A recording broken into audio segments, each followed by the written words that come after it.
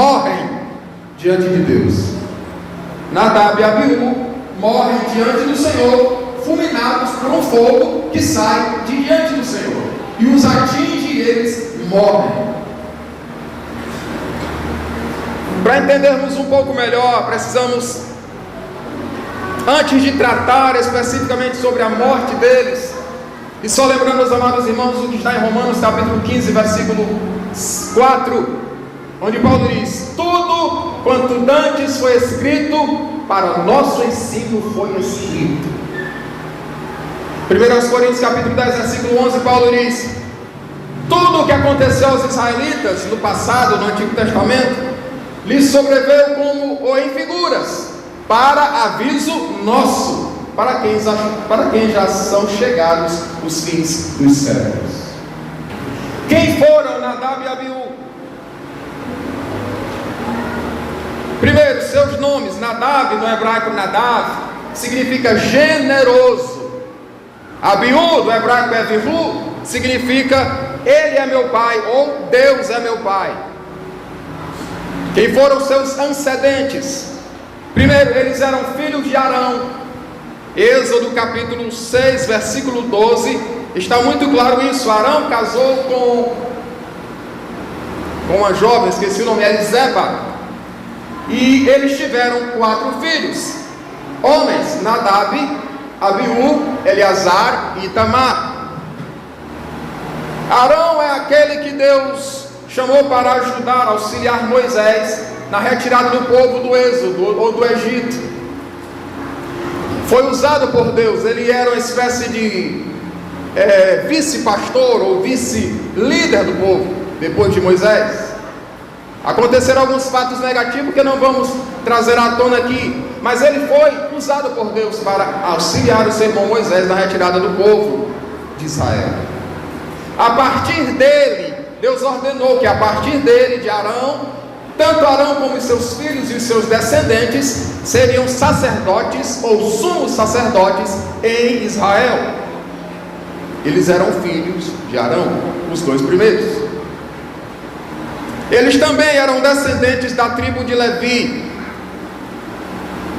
Só relembrando aos irmãos, quando o povo se prostrou diante do bezerro de ouro, uma das tribos não entrou nessa onda. E quando Moisés diz: cada um pegue a espada e mate a seu irmão, os idólatras, a tribo de Levi se colocou do lado de Moisés e ajudou Moisés a executar os idólatras. E por esse feito deles, por essa prontidão deles de estarem ao lado do Senhor contra aquilo que era errado, Deus separou a tribo de Levi para auxiliar no culto a Deus. Então todo culto era auxiliado pelos filhos de Levi. Dentre os filhos de Levi, Arão e os seus descendentes seriam sacerdotes. Os demais levitas não seriam sacerdotes, mas auxiliariam a Arão e seus filhos no culto a Deus. Questão de montar e desmontar o tabernáculo, ajeitar de certa forma os sacrifícios, preparar algumas coisas, era coisa dos levitas. Mais tarde aparecem os levitas que são músicos, os levitas que são cantores e assim por diante. Mas só Arão e os seus descendentes seriam sacerdotes. Estes homens, Nadab e Abiú, eles tiveram muitos privilégios.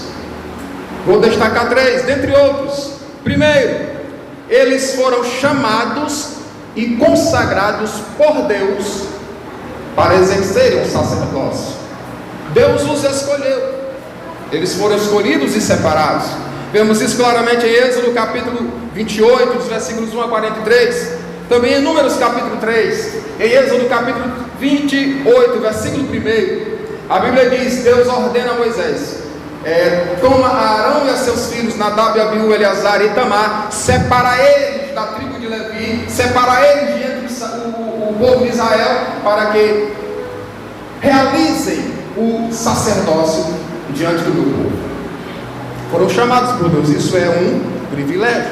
Nem todos são chamados assim para esse ministério. Por exemplo, nem todos são chamados para ser pastor hoje. Ser chamado por Deus para ser um ministro é um privilégio. Eles tiveram um privilégio. Segundo, eles viram a glória divina, a manifestação da glória divina. Uma das vezes mais poderosas e mais fortes, onde a glória de Deus se manifesta no Antigo Testamento, é em Êxodo capítulo 24. E Deus ordena a Moisés e disse: olha, Moisés, tu vais subir no monte, eu vou me manifestar no cume do monte Sinai. Você chama o seu irmão Arão e os filhos dele, Nadab e Abiú. A início só esses dois, e mais 70 anciãos do povo de Israel, os líderes. E vocês vão subir ao monte. O povo vai ficar no pé do monte. Vocês vão subir até certa altura do cume, e eu vou manifestar a minha glória. Depois eles vão descer, e só você, Moisés, vai subir ao cume do monte.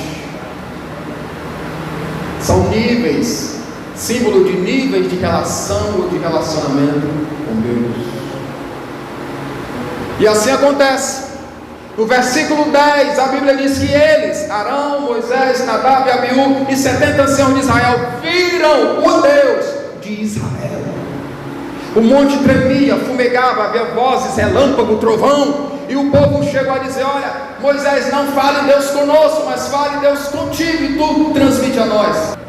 Tamanho foi a manifestação tremenda da glória de Deus naquele momento. Nadab e Abiú estavam ali. Isso foi um privilégio.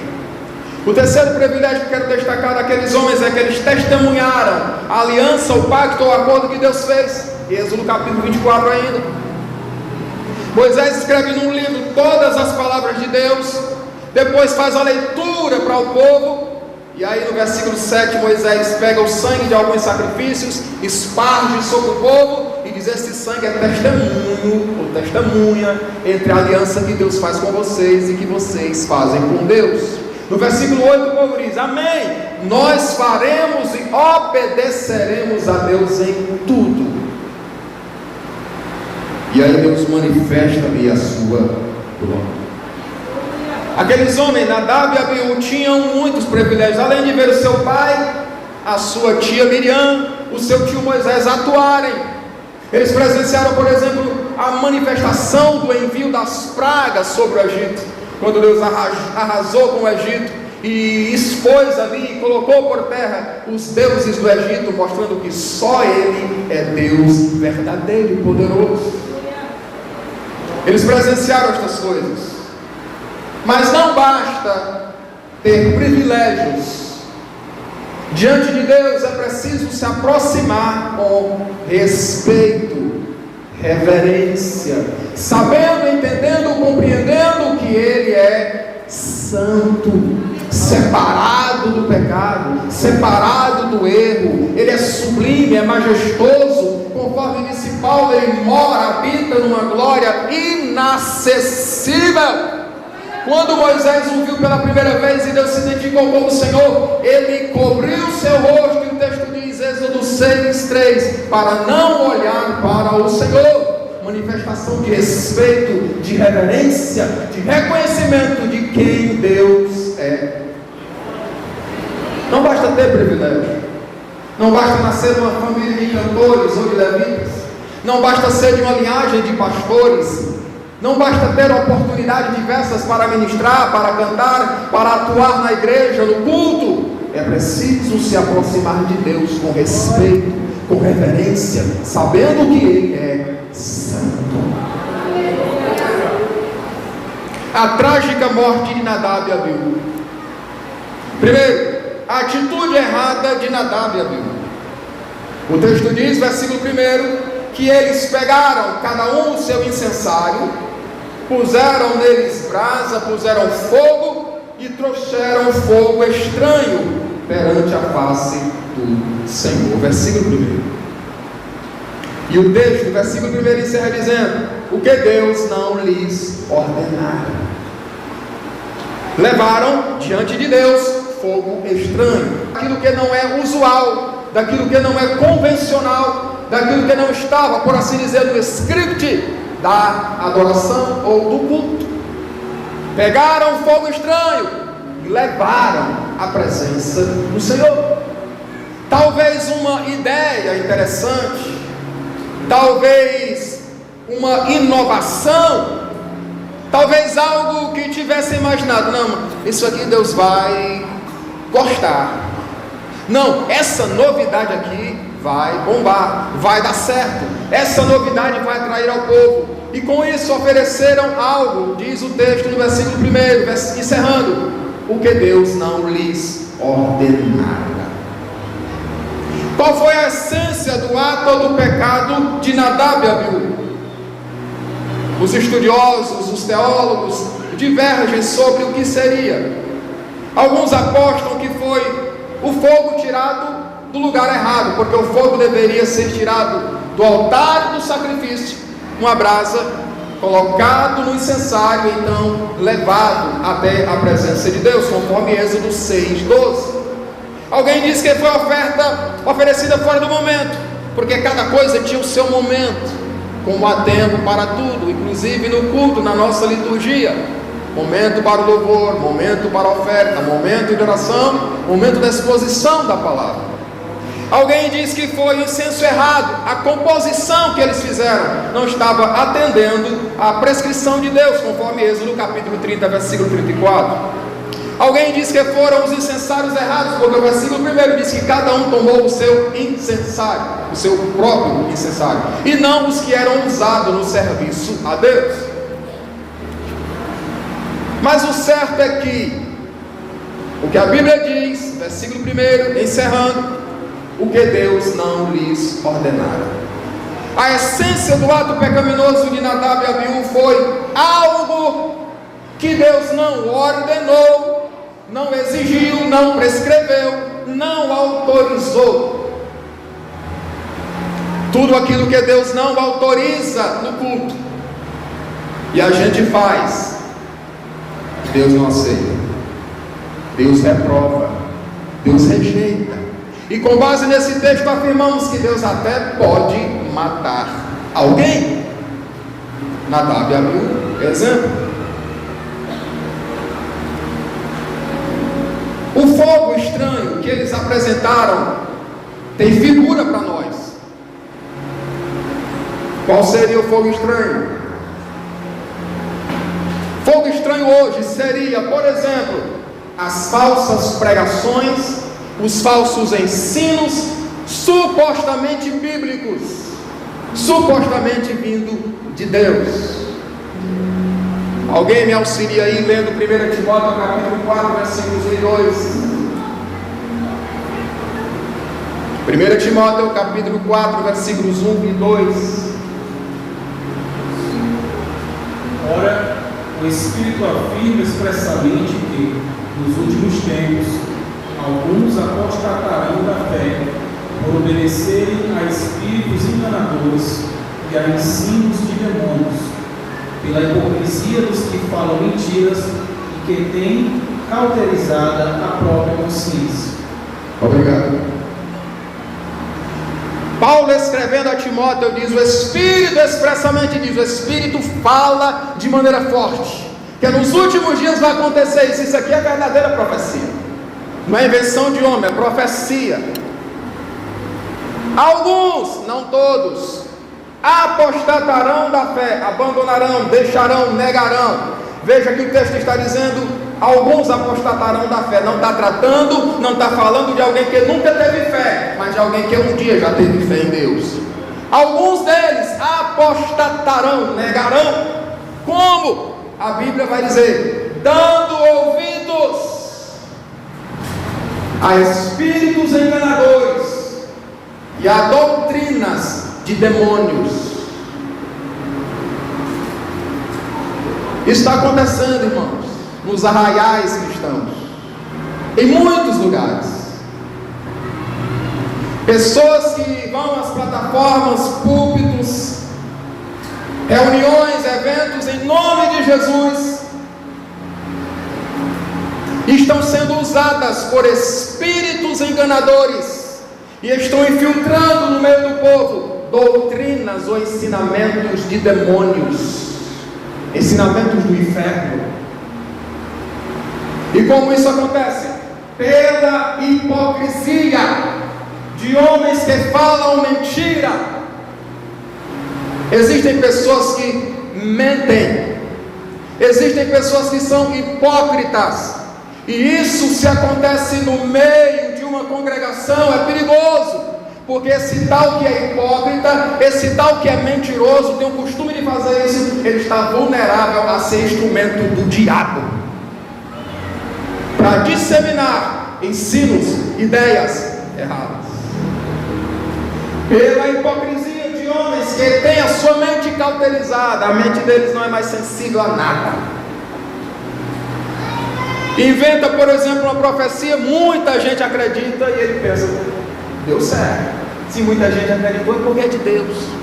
E vai indo se aprofundando no erro.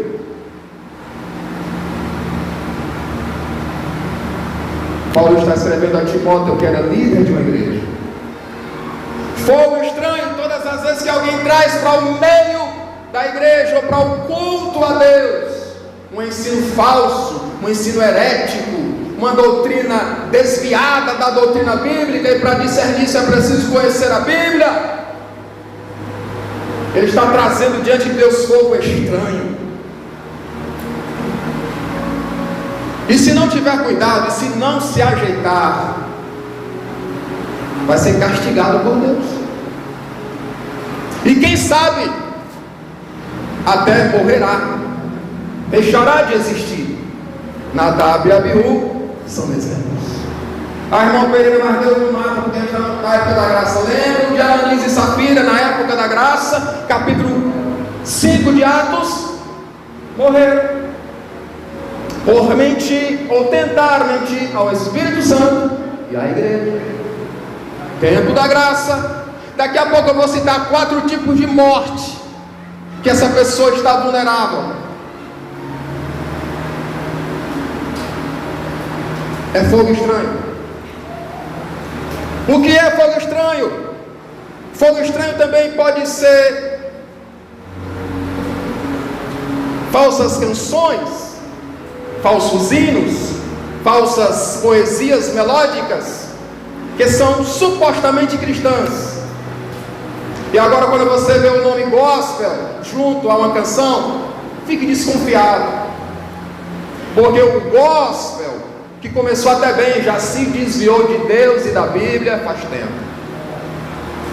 São canções que falam de tudo e dá a você uma falsa ideia de que está falando de Deus, mas nem o nome de Deus cita. São canções cujos autores ou escritores são mundanos, são profanos. Muitas músicas que têm sido trazidas à igreja brasileira é um plágio de músicas populares, de hits que estão disparados.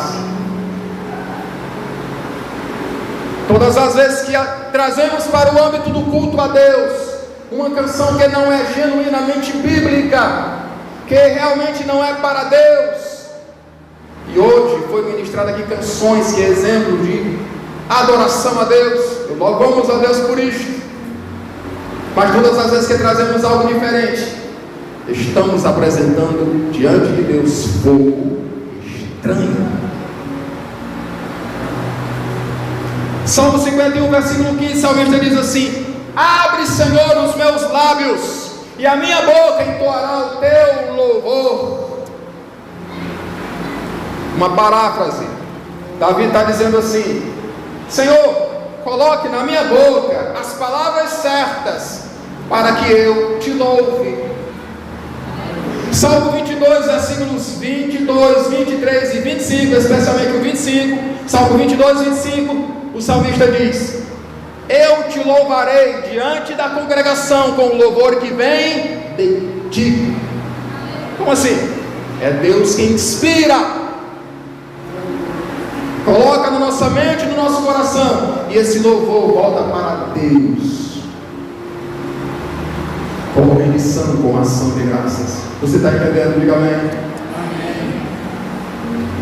Qualquer canção que não obedeça aos padrões divinos de adoração e de louvor é a apresentação de fogo estranho.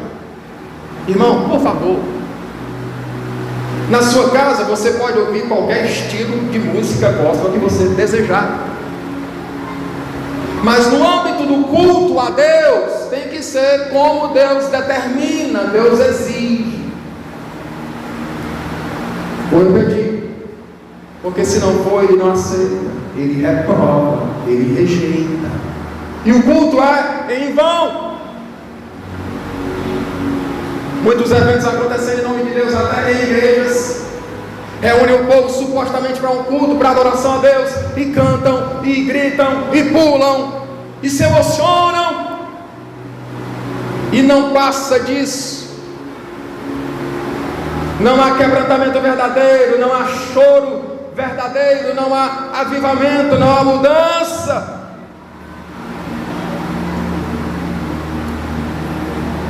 O nosso louvor a Deus deve vir do próprio Deus, deve ter origem nele, do Espírito dele para o nosso espírito, para a nossa mente, e de nós de volta para Ele. Em terceiro lugar, fogo estranho pode ser nos dias de hoje.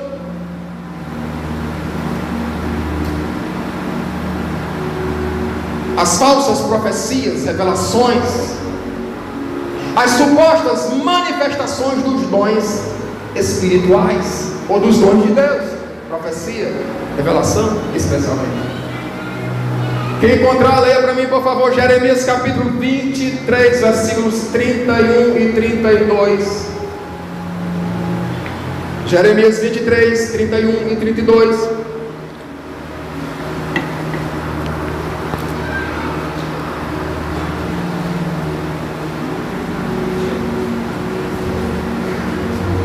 Eis que eu sou contra os que profetizam sonhos mentirosos, diz o Senhor, e os que contam as suas mentiras e leviandades fazem errar o meu povo, pois eu não os enviei, nem lhes dei honra, nem lhes dei ordem, e também proveito nenhum trouxeram a este povo, diz o Senhor.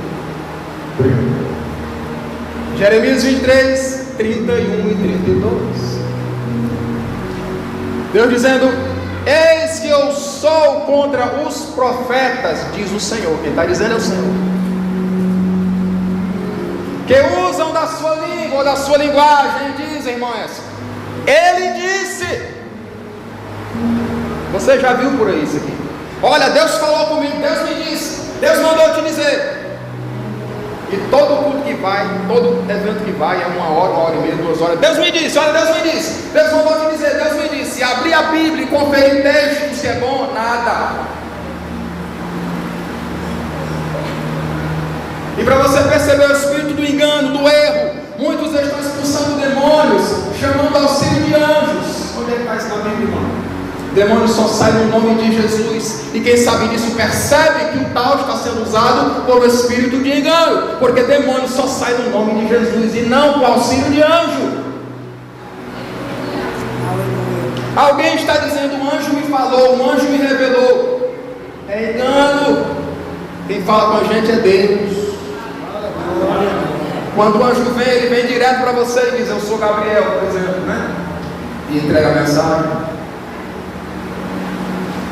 Usam da sua língua e dizem: ele disse, quando eu, o Senhor, não disse. Eis que eu sou contra os profetas que contam sonhos mentirosos. Deus não está proibindo contar sonho verdadeiro. Ele é contra os que contam sonhos mentirosos e fazem errar o meu povo. Verifique o texto. Quem é que erra por conta desses erros, por conta desses enganos? É o povo de Deus. Veja o texto. Porque não os enviei, nem lhes dei ordem, e nenhum proveito trazem a este povo. Vai ver, irmãos, a igreja que é cheia de profecia, cheia de revelação, todo momento, toda hora, 24 horas por dia. Qual o proveito, qual o fruto, qual o resultado benéfico?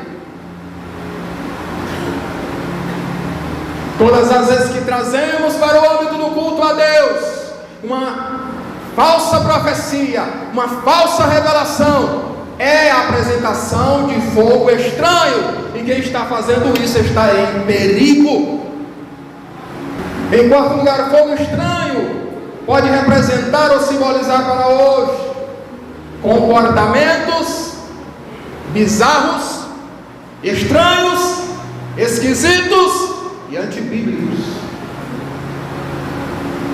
Toda vez que acontecer um movimento, um comportamento, olhe para cá, verifique aqui, busque um exemplo aqui,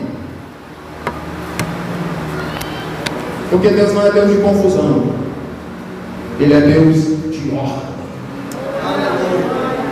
Na África está acontecendo e vai chegar no Brasil, porque o Brasil imita muita tolice. Alguém supostamente ministra sobre a congregação e fica o povo se tremendo, a tremedeira, e todo mundo se treme e acham gostoso aquele negócio. Eu estava me perguntando um dia desse, meu Deus, às vezes multidões tremendas, um mundo de pessoas reunidas, bom para pregar a mensagem de Deus, a palavra de Deus, e não fazem isso. E aí o Espírito Santo falou ao meu coração, dizendo: olha, a minha palavra eu só envio onde a valorizam. Jesus não dá, Jesus ensinou não dar as pérolas aos porcos. Pode ser a multidão que for, mas se não apreciarem, se não quiserem, se não tiver um desejo realmente de ouvir Deus falar, Deus também não vai. Eles vão enganando-se, sendo enganados, e muitos acabam entrando na perdição. Porque Deus é santo, Deus tem compromisso com a verdade, Ele é a verdade, e Ele se manifesta onde o buscam. Sinceramente, culto é lugar de buscar a Deus, culto a Deus. Quando trazemos para o culto qualquer comportamento antibíblico, estranho, bizarro, esquisito, estamos apresentando a Deus como estranho. Vou repetir e enfatizar: quem faz isso está em perigo. Nadab e Abiú morreram, versículo 2. Então saiu fogo de diante do Senhor e os consumiu, e morreram perante o Senhor. Estou indo para a conclusão, já. E morreram perante o Senhor. Aqueles que eram para oferecer um serviço diante de Deus, morreram, fulminados por um fogo que saiu da presença de Deus. E é interessante que eles estavam ou ficaram com as suas túnicas e o seu corpo intacto, porque mais tarde aqueles dois parentes dele, nós lemos aqui, tiram eles puxando pelas túnicas. Eles foram queimados pelo fogo de Deus, mas não foram carbonizados, ou melhor, incinerados. Não ficaram só as cinzas, eles foram carbonizados e não incinerados. Os seus corpos foram retirados inteiros dali. Eles morreram perante o Senhor. Imagina os irmãos, alguém sendo chamado para pregar aqui e morre aqui no culto. Nem todas as vezes que alguém pregando morre no púlpito, o seu espírito vai para Deus. Imagina alguém entrando, sendo chamado para cantar a Deus, louvar a Deus, e morre.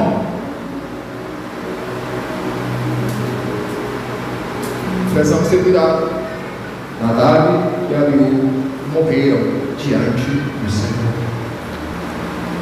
Deus continua velando pela sua palavra, por aquilo que Ele ordenou, que Ele exigiu. Existem 4 tipos de morte aqui. Essas pessoas que agem dessa forma, com a apresentação de coisas estranhas diante de Deus no culto, estão vulneráveis. Primeiro, a morte física, como foi, por exemplo, o caso de Nadab e Abiú. Êxodo capítulo 32, versículo 39, Deus diz: eu sou que mato e faço viver, firo e saro. Deus ainda mata, Deus ainda sara, mas Ele ainda mata. 1 Samuel capítulo 2, versículo 6, Ana canta dizendo: o Senhor é quem abate e exalta, quem faz morrer, quem faz viver, quem faz descer dessa cultura e quem faz de lá torná-la subir. Deus ainda mata, ninguém se engane, Deus ainda mata. Um segundo tipo de morte que essas pessoas estão vulneráveis é a morte espiritual. Efésios capítulo 2, versículo 1, Paulo diz assim: Ele vos deu vida, estando vós mortos em vossos delitos e pecados. Ou seja, estar na prática de delitos e pecado é uma morte espiritual. Muitos dos que ministram, muitos dos que cantam, muitos dos que pregam, muitos dos que dirigem departamentos na igreja estão mortos espiritualmente.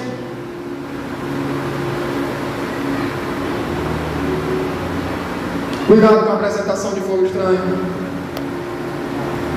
Terceiro tipo de morte moral, baseado nas palavras de Jesus em Mateus 5:13.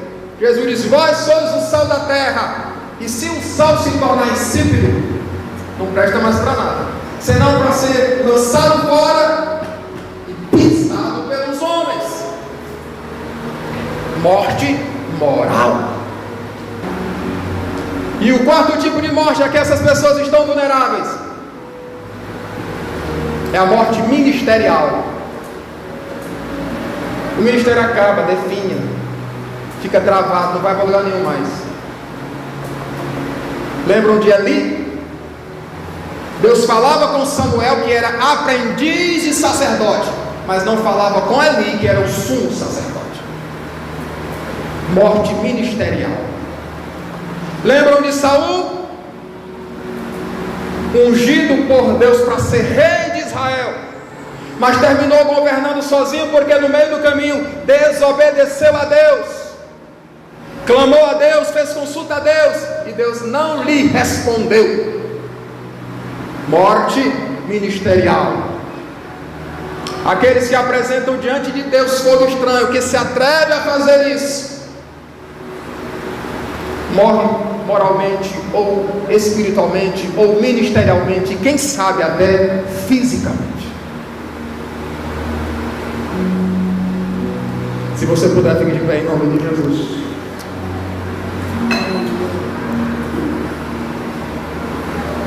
Nós estamos pensando de como Deus quer o culto. Tem que ser dentro das exigências dele, dentro dos padrões dele.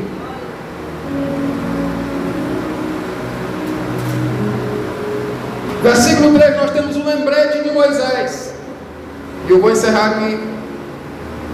Moisés diz assim, depois que aqueles dois jovens morrem: isto é o que o Senhor falou.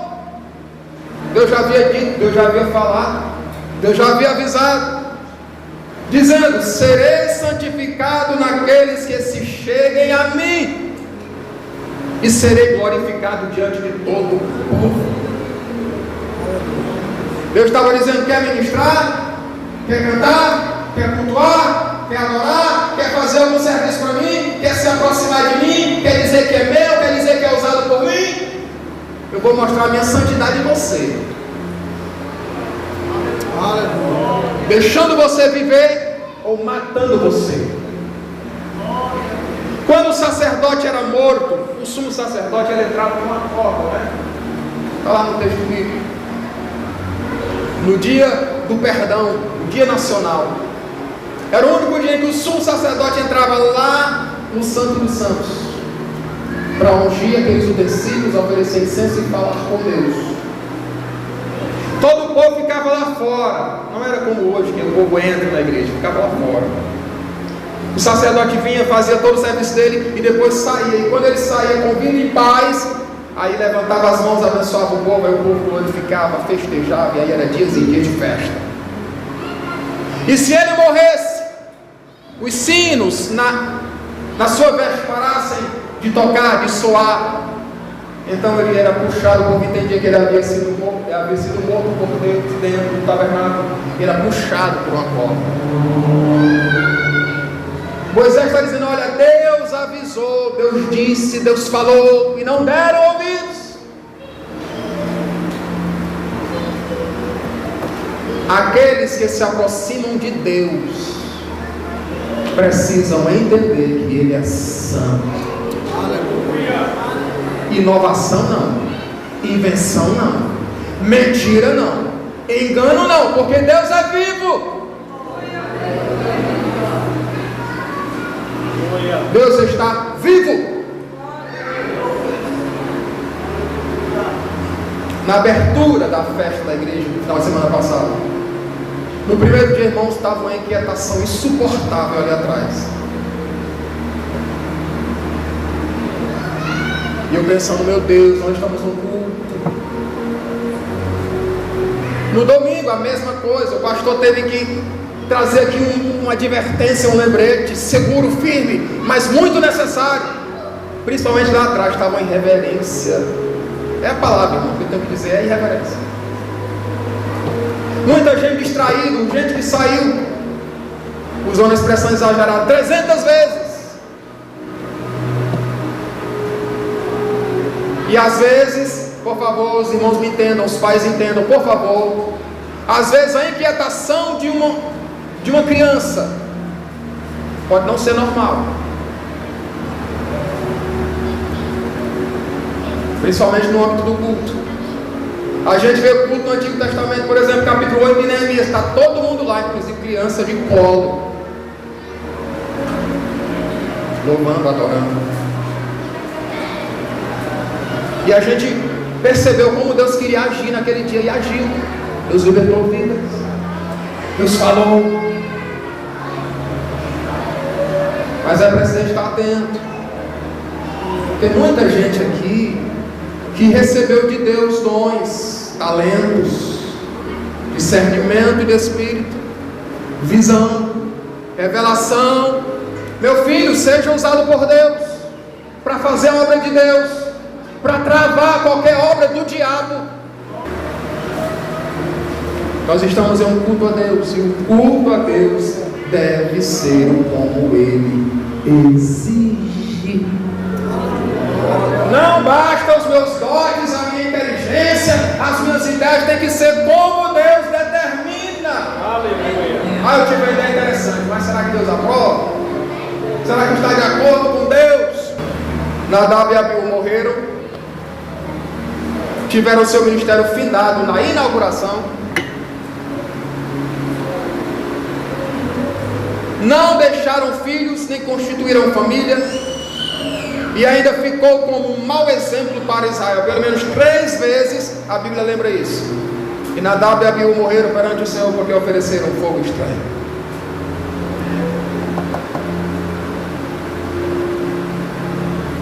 Você entendeu a mensagem, diga amém? E como eu citei aqui, tudo que foi escrito para nosso ensino e para aviso nosso.